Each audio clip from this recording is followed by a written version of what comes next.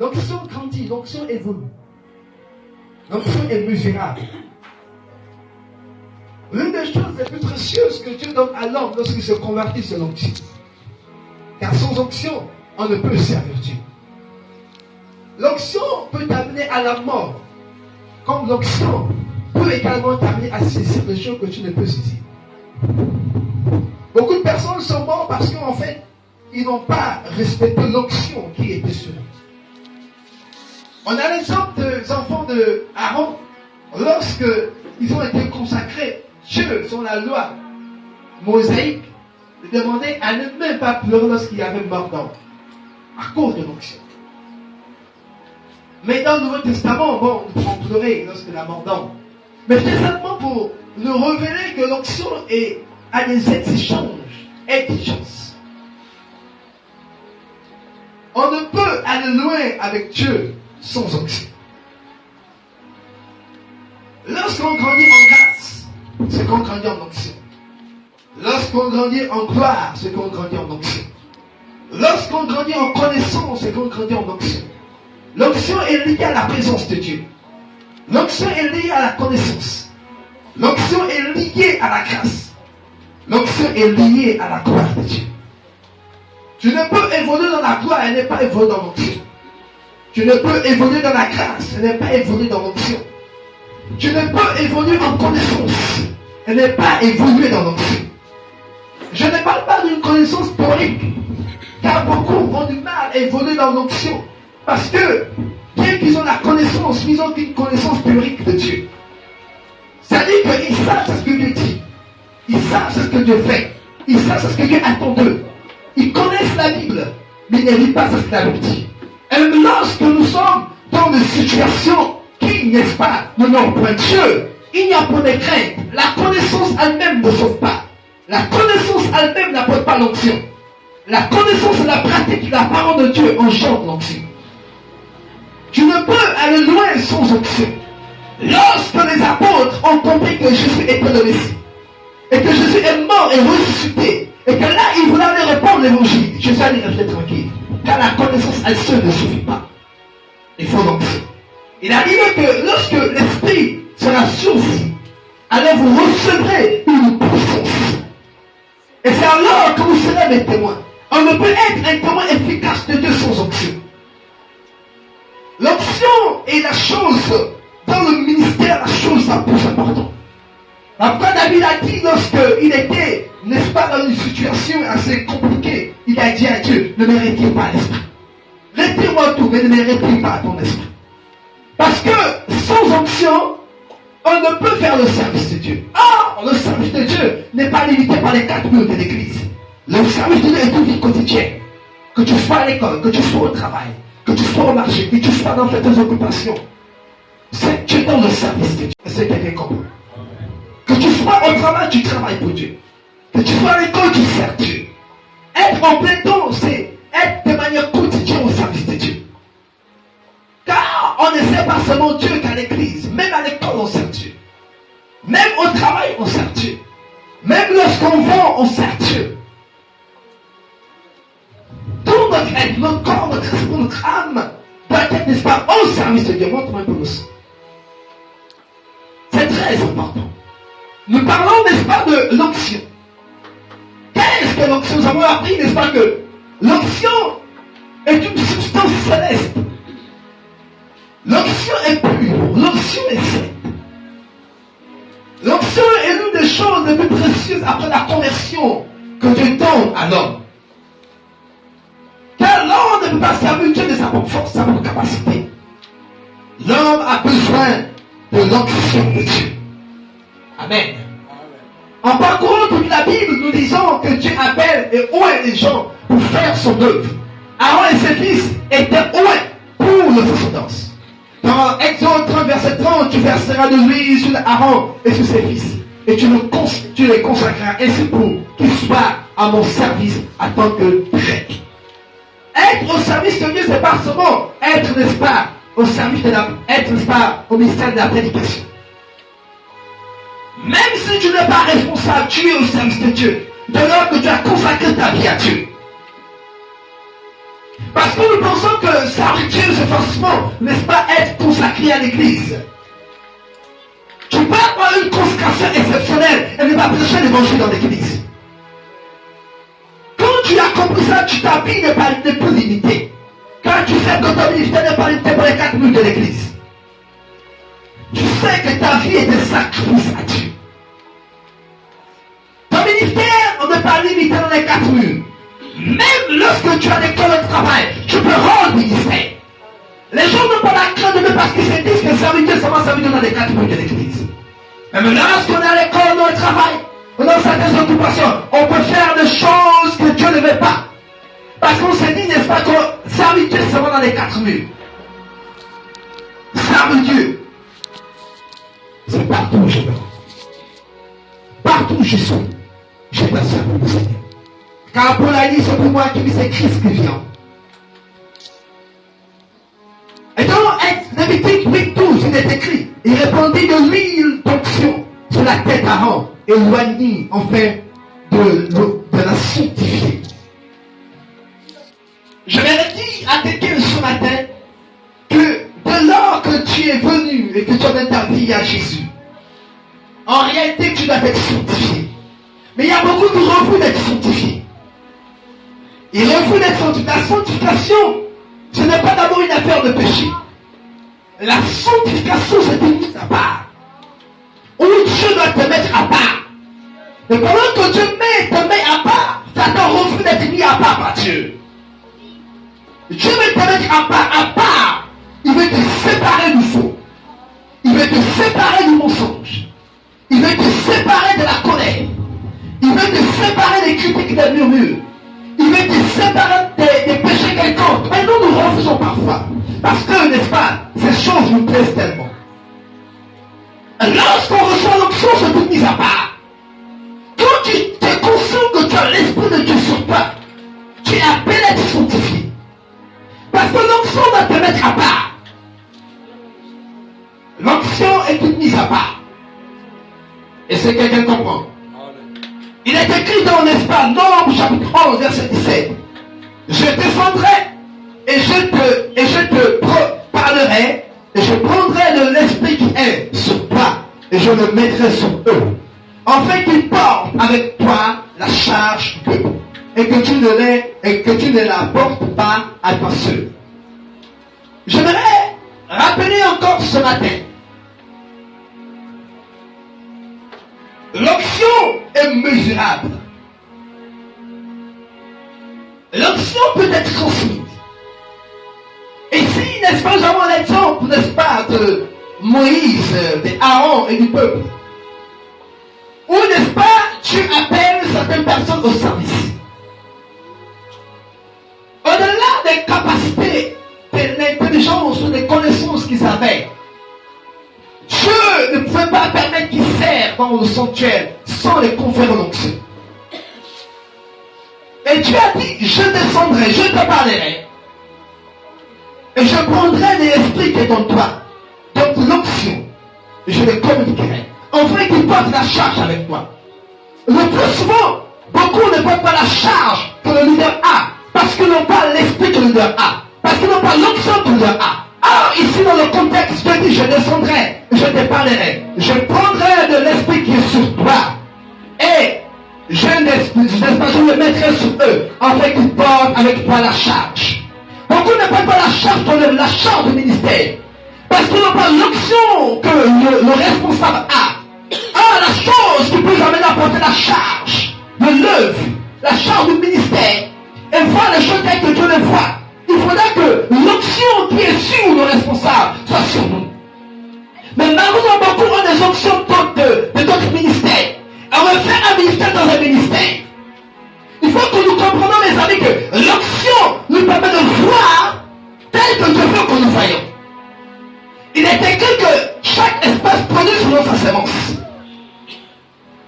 Un ministère doit produire selon son ministère. Une espèce produit selon son espèce.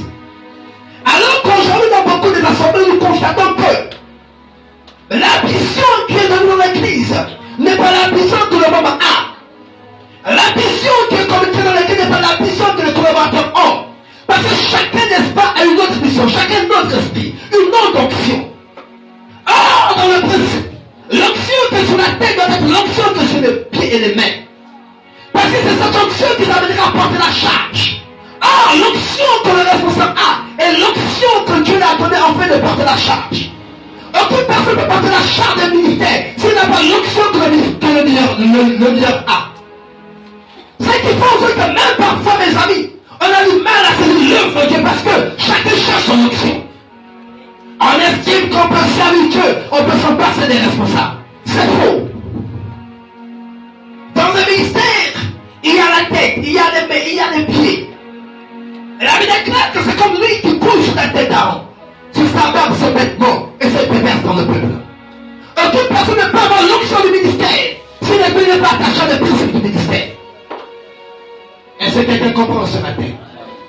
Il y a, n'est-ce pas, l'évolution, la croissance spirituelle. Mais il y a aussi une croissance, n'est-ce pas, locale. Dans toute l'histoire de la Bible, jamais Dieu n'a pris une personne du peuple, le lever de mettre devant, sans, n'est-ce pas, passer par les responsables. J'aimerais nous dire que l'onction est précieuse. L'onction se transmet. Si tu veux aller loin avec Dieu, si tu veux, n'est-ce pas, progresser avec Dieu, tu as besoin de l'onction. Est-ce que quelqu'un comprend ce matin? L'onction est mesurable. L'onction se transmet. L'onction se communique. Il y a trois domaines d'onction. L'onction du croyant, l'onction ministérielle et l'onction corporelle. L'onction du croyant c'est l'onction qui est au-dedans de lui, d'un individu. L'onction ministérielle est l'onction sur un individu.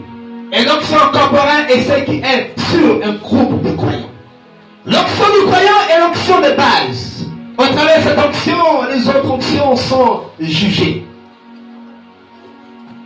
Là encore, il y a un problème. Il y a trois types d'onction. Il y a l'onction du croyant, qui est l'onction de base. Il y a aussi l'onction ministérielle et l'onction corporelle. L'onction corporelle est cette onction qui se manifeste lorsque deux ou trois frères sont assemblés. C'est la fusion des onctions. L'onction corporelle, c'est la fusion de plusieurs onctions. Ce qu'on appelle l'onction corporelle.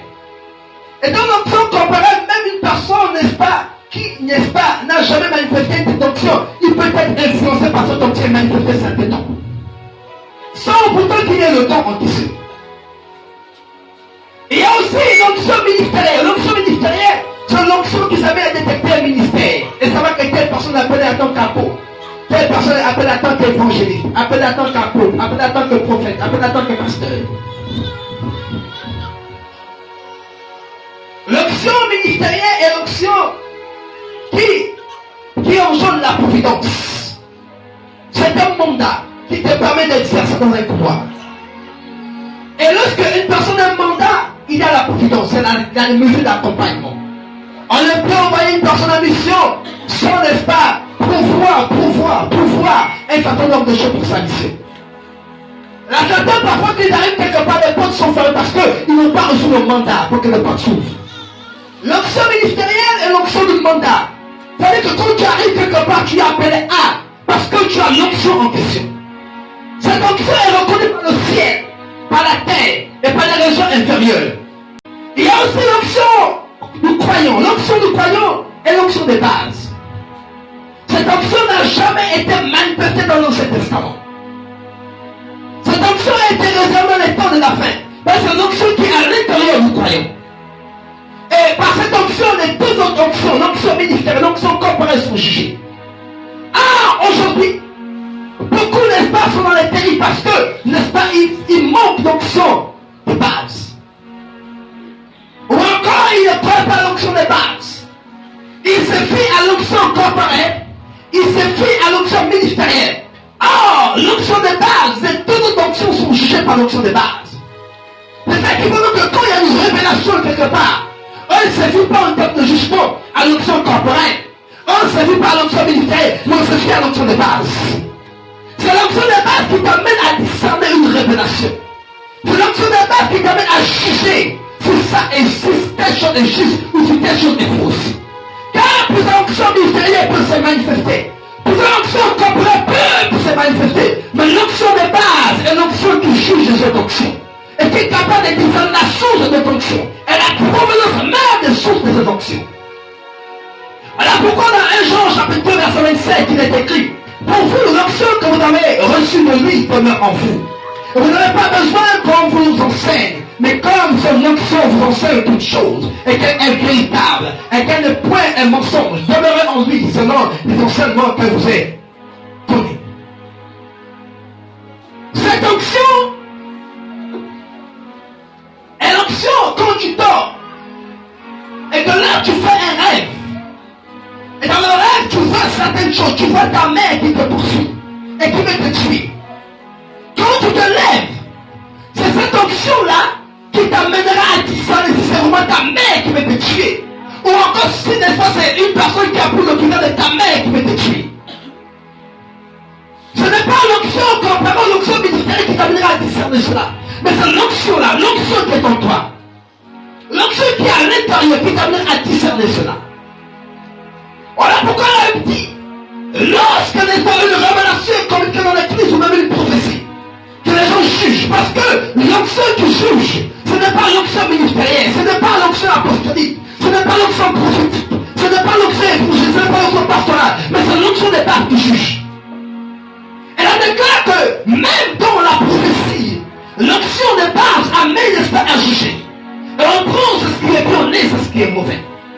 Ah, aujourd'hui, tout ce que nous recevons vient forcément de Dieu. La Bible nous révèle qu'il y a eu deux sources, même une personne sanctifiée, pendant deux sources de révélation.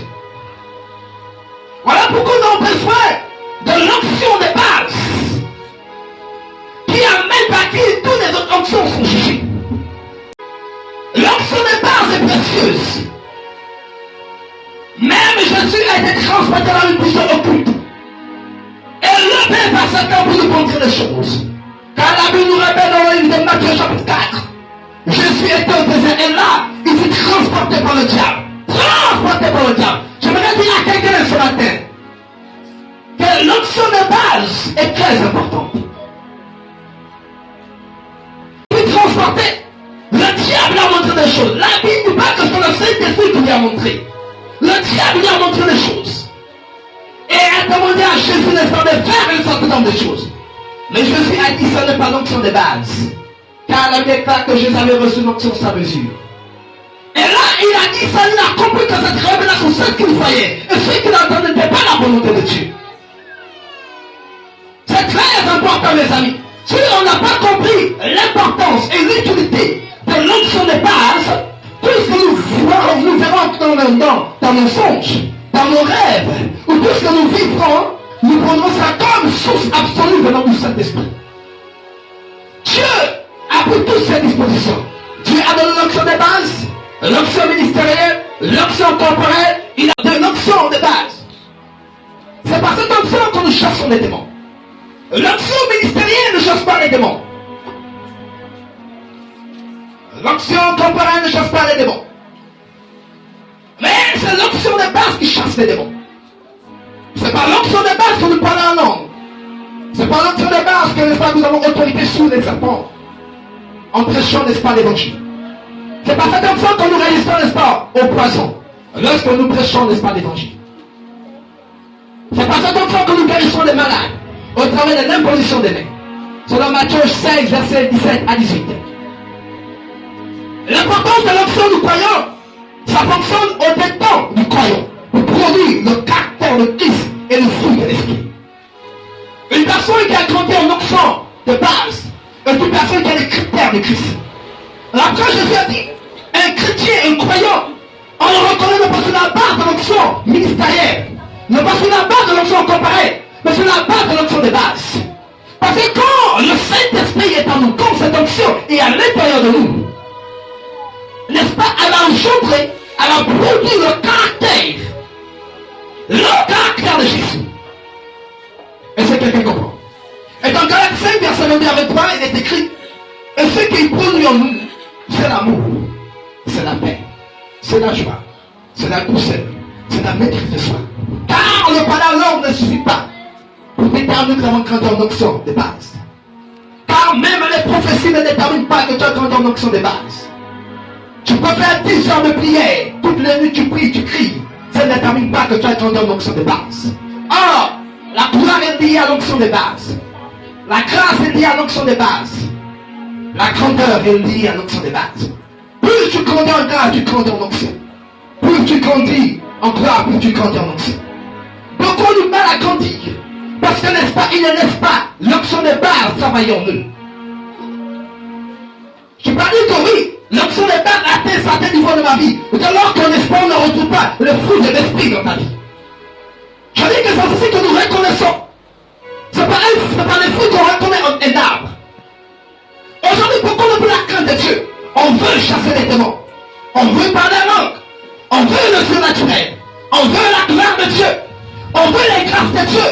Mais on ne veut pas, n'est-ce pas, que l'onction corporelle puisse ne pas façonner en nous le caractère de Christ. Est-ce que quelqu'un comprend? Amen. Nous devons laisser, n'est-ce pas, l'onction. Parce qu'il sait que lorsqu'on parle du monde spirituel, il y a des contours qu'on ne maîtrise pas. Nous avons besoin de toutes ces choses. Donc l'onction de base, en produit, grandir en nous. C'est par cette onction, n'est-ce pas, que tous les autres onctions sont jugées. Parlons, n'est-ce pas, de la définition sur l'onction.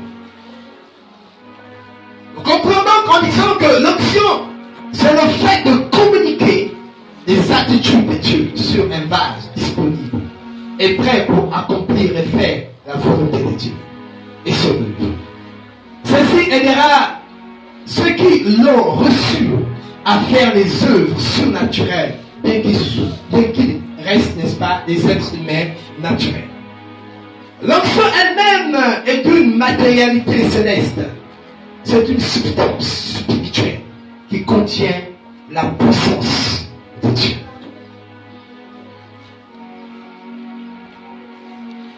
Une personne qui ne veut pas l'onction, c'est une personne qui ne veut pas grandir. Une personne qui ne veut pas l'onction, c'est une personne qui ne veut pas changer. Car l'onction ne peut pas être sur toi et ne pas changer. Quand l'onction est sur une personne, l'onction amène le changement. Ne confondez pas l'onction qui fait tomber l'onction de base. L'onction comparant peut être là dans l'église et puis on tombe, tomber.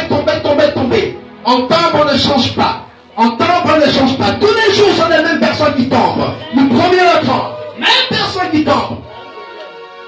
Mais le prophète Samuel a dit à Saül, tu rencontreras un groupe de prophètes. Ils prophétiseront. L'onction tombera sur toi. Tu prophétiseras comme eux. Et tu seras changé un autre homme. Car l'onction est sur une personne, l'onction engendre le changement. Ah, il y a des fausses onctions. Et l'onction de Dieu. L'onction de Dieu, lorsqu'il passe rempli d'onction. L'onction engendre l'épuisement. L'onction engendre l'humilité. L'onction engendre la transformation. Car un jour, il a dit, si vous voulez, n'est-ce pas, détruire une vie. Jésus a dit, vous ne savez pas de quel esprit vous êtes animé. Car on peut être allumé du Saint-Esprit, qu'on peut être allumé d'un autre esprit. Voilà pourquoi la femme qui était sur, n'est-ce pas, la femme de Samarie, cette femme samaritaine, je lui ai dit à cette femme, finalement, c'est que vous ne maîtrisez pas. Car on peut penser qu'on sert Dieu alors qu'on ne sert pas Dieu. L'action engendre le changement. L'action engendre la transformation. L'action engendre le brisement. Quand tu sais que tu as l'onction sur toi et que tu sens que tu es rempli d'orgueil, ce n'est pas l'onction que tu as. Car il est écrit que l'onction brise le jour. Il brise le jour de l'accueil. Il brise le jour, n'est-ce pas, de mépris. Il brise le jour, n'est-ce pas, de la lourdeur. L'onction libère complètement pour l'œuvre de Dieu. Tu ne peux avoir l'onction sur toi et ne pas te libérer pour l'œuvre de Dieu. Et l'onction est saine. L'onction est précieuse. L'onction n'acceptera jamais le mélange. Car l'onction vous sanctifie. Tu ne peux avoir l'onction sur toi et mener une vie comme un païen. Comme une païenne. L'onction te mettra à part. Elle peut être réservée. L'onction dans les mains de Paul était transmise et réservée dans le mouchoir établi.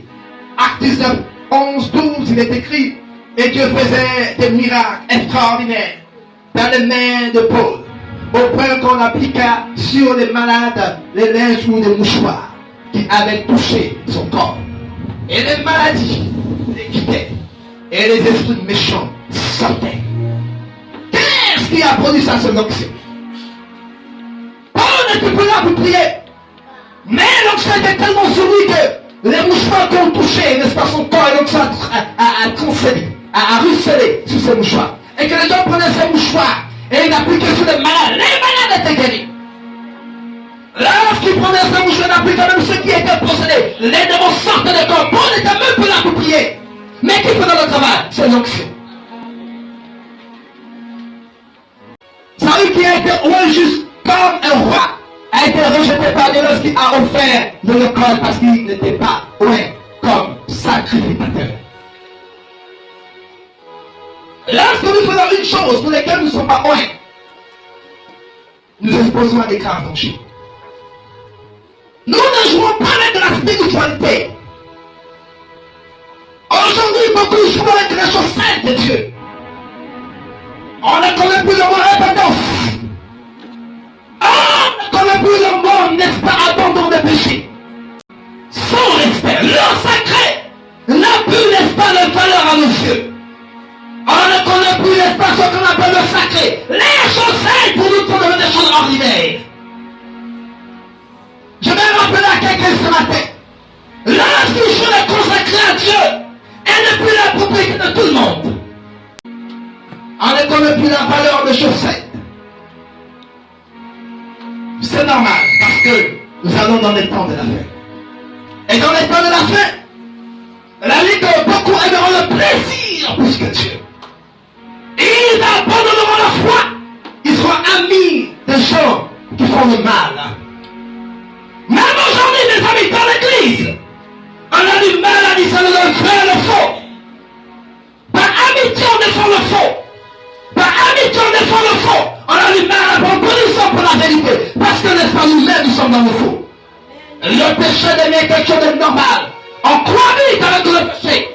Nous tolérons le péché. Mais David, Dieu a envoyé son fils à nous mourir sur la croix. En fait que par son sang, il sanctifie son église. Il purifie son église. Il fait une église sans tache ni rien de semblable. Mais aujourd'hui, les chrétiens de l'heure actuelle, de ce siècle présent, nous tolérons le péché. Parce que c'est mon frère. Parce que c'est ma soeur. Parce que c'est mon père. Parce que c'est ma mère. Parce que c'est ma femme. Parce que c'est mon mari. Nous tolérons le péché. Nous fréquentons avec le péché. Nous trouvons des expressions. Lui-même Dieu connaît. Lui-même que nous séparons tout ce qui est péché. Afin que lui nous reçoit dans une dimension de sainteté et de sanctification. Nous vivons les temps de la fin. Je me rappelle ce que Jésus a dit. Dans ces temps de la fin, mes amis, ce sera sans au temps de Noé. Mais qu'est-ce qui s'est passé du temps de Noé? Les gens se mariaient, les gens construisaient, les gens livaient à plusieurs choses et c'est d'une peine de rien. Combien pensent au retour de Jésus? On veut tous des grâces, on veut tous des bénédictions, on veut tous, n'est-ce pas, changer son image. On veut tous, on veut tous, on veut tous. Mais combien réalisent que Jésus est en train de venir? Parce qu'on se base sur des faux raisonnements, sur des fausses conceptions. Je suis la fille de Yahvé, je suis le fils de Yahvé. Dieu ne peut pas faire ça, Dieu ne peut pas faire cela. Est-ce que nous connaissons véritablement Dieu? Dieu, mes amis, est bien juste. Ce que nous pensons n'est pas ce que Dieu pense. Ce que nous voyons n'est pas ce que Dieu voit. Ce que nous voulons faire n'est pas ce que Dieu veut faire. Et comme Samuel arrive, il dit, qu'est-ce que tu as fait? Il dit, ah, ça me tue éternel. J'avais pris le retour éternel. J'étais obligé de faire le sacrifice. Mais je n'avais pas l'option pour faire le sacrifice. Et à cause de ça, il a été rejeté. Il n'avait pas l'option pour agir en tant que sacrificateur. Le roi Osias avait aussi essayé d'agir comme sacrificateur. Et le jugement est tombé sur lui. Parce qu'il n'avait pas l'option sacerdotale.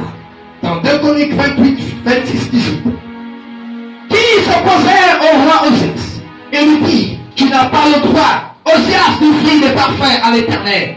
Ce droit appartient aux sacrificateurs, tous par an, qui ont été consacrés pour les offenses, les offrir. Sors du sanctuaire, car tu commets un péché, et cela ne t'aidera pas à ton honneur devant l'Éternel. Mais Osias n'a pas écouté. Il est resté dans le sanctuaire. Comme beaucoup d'entre nous aussi, nous restons dans le sanctuaire pour faire croire, n'est-ce pas, que nous sommes bien. Osias est resté dans le sanctuaire pour que les sacrificateurs de sortir du sanctuaire. Ce n'est pas le temps de faire le sacrifice. Sors du sanctuaire. Quand beaucoup nous nous cachons derrière les arbres comme Adam et Ève, même lorsque Dieu nous parle, parce que nous estimons que notre position est plus importante que l'éternité. Et nous cherchons des feux des figuiers pour cacher notre nudité. Et en même temps, on veut l'action. En même temps, on veut la gloire. En même temps, on veut l'élévation. Si Osias avait compris, mes amis, il est sorti du sanctuaire, la mort ne va tomber sur lui. Mais il s'est entêté. Quand beaucoup s'entêtent dans le mensonge, s'entêtent dans l'hypocrisie, s'entêtent dans le faux, s'entêtent dans le bas et les snacks, s'entêtent dans les choses du monde. Et en même temps, on fait l'option.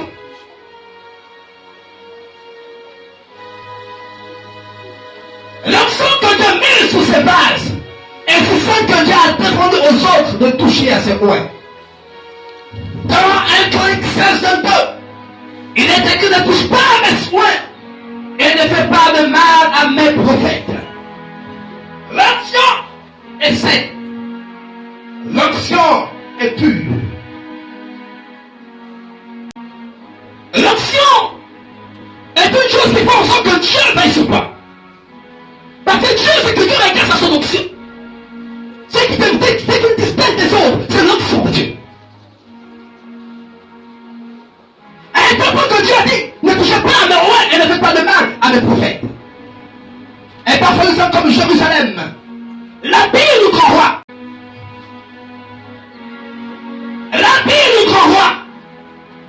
C'est une ville d'adoration où les gens sortaient de partout pour y adorer Dieu dans la ville. Mais une ville qui tuait le prophète.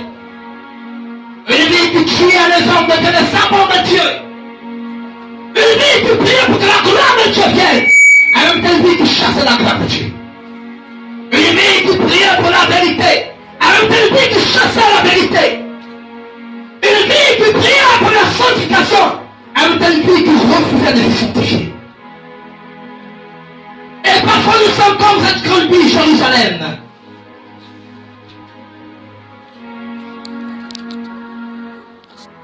Je vais dire à quelqu'un ce matin que l'onction est pure, l'onction est simple. Et l'onction a des exigences. Je ne prends pas plaisir en cela qui, n'est-ce pas, ne raisonne pas l'onction et qui est sur ses bases. Lorsque pour nous. Mais comment on est la par l'onction? Comme on vit, comme on veut. Lorsque nous vivons dans le désordre, cela prouve qu'on ne respecte pas l'onction qui est sur nous. C'est sur toi qui ne peux comme les autres. Même ce qui est tolérable pour les autres n'est pas tolérable pour toi. Ce qui fait du bien aux autres peut ne pas te faire du bien à toi. Quand tu as l'onction sur toi, c'est comme si tu te connectais aux portes. Dieu ne prend plaisir à ceux-là qui ne respectent pas l'onction et qui est sur eux. On a l'exemple de Marie qui, n'est-ce pas, a vécu certaines conséquences parce que, n'est-ce pas, elle n'a pas respecté l'onction. Dans Nombre 2, verset 1 à 10. La Bible dit, Marie et Aaron parlaient contre Moïse au sujet de la femme éthiopienne qu'il avait pris. Car il avait pris une femme éthiopienne. Il dit, est-ce seulement par Moïse que l'Éternel parle? N'est-ce pas aussi par nous qui parle? Et l'Éternel entendit. Oh, Moïse était un homme fort patient, plus qu'aucun homme sur la face de la terre. Soudain, l'Éternel dit à Moïse et à Aaron et à Marie, allez, vous trois, à la tente d'assignation. Et ils y allèrent tous les trois. L'Éternel descendit dans la colonne de nuit et il se tient à l'entrée de la tente. Il appela Aaron et Marie qui s'avançaient tous les deux. Et il dit, écoutez bien les paroles.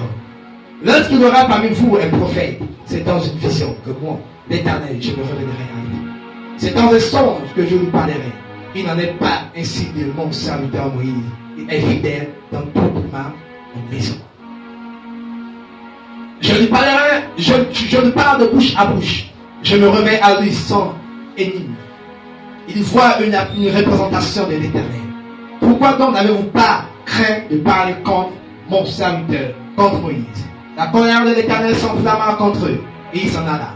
Et la nuée se retira de dessus la tente. Et voici Marie était frappée d'une lèpre, blanche comme la neige. Aaron se tourna vers Marie, et voici elle avait la lèpre. Ce qui m'a intéressé dans cette affaire, c'est que Dieu dit à Moïse, c'est que Moïse est fidèle dans toute sa maison. Moïse est fidèle dans toute sa maison. La fidélité fera en sorte que Dieu prendra position pour toi. Et c'est ce qui est d'accord. La fidélité fera en sorte que Dieu prendra position pour toi. Ce que Dieu dit, c'est qu'au verset 7, quand il est écrit, et il n'en est pas ainsi de mon serviteur Moïse, il est fidèle dans toute ma maison. La fidélité à l'égard de Dieu fera en sorte que Dieu te défende. Tu peux avoir l'onction, mais si tu n'es pas fidèle à Dieu, Dieu ne te défendra pas. La fidélité dans toute la maison de Dieu, ça implique une vie de consécration. Ça implique une vie de sanctification. Ça implique une vie de prière, une vie de méditation. Ça implique un style de vie qui cadre avec la parole de Dieu. Si tu n'es pas fidèle dans la maison de Dieu, tu ne peux aller loin avec Dieu. Tous étaient, n'est-ce pas, le moyen pour lequel Dieu se révélait. Marie était prophétesse, Aaron sacrificateur, Moïse était prophète. Tous les trois avaient reçu l'onction. Mais la particularité, c'est que Aaron et Marie, n'est-ce pas, ont critiqué Moïse. Et cela fait en sorte qu'il reçoit une lèpre. Or, il faut que nous comprenions qu'il y a des principes, même dans l'église, hors de l'église, concernant le corps universel de Christ. Quand je parle du corps universel de Christ, ça veut dire par là que un fidèle de cet ensemble pas manquer du respect du pasteur de notre assemblée. Parce que dans le corps universel de Christ, ce pasteur occupe une fonction, le corps de Christ, que lui n'occupe pas. Et même dans l'église locale, il n'est pas tolérable qu'un membre manque du respect à son pasteur. Car ce n'est pas le frère qui me dit, mais c'est le supérieur qui me dit. Ce n'est pas le frère qui me dit, mais c'est le supérieur qui me dit. Quand même au sein d'une famille, même là que le petit frère a 13 ans, il doit suivre des procédures normales, logiques. Enfin, n'est-ce pas que les choses sont graves, c'est dans ses doigts. Voilà pourquoi même lorsque le mari commet une gaffe, la femme n'a pas le droit de citer son mari, alors que souvent le chef de son mari est Christ. L'onction a des principes. Les gens du malade ont dans l'onction parce qu'ils ne respectent pas le principe de l'onction. Car même s'il n'était pas comme Marie, Même si tu as une seule onction comme Aaron, tu peux être tout ce qui peut par Dieu. Parce que l'onction à désigner de Dieu est une danse.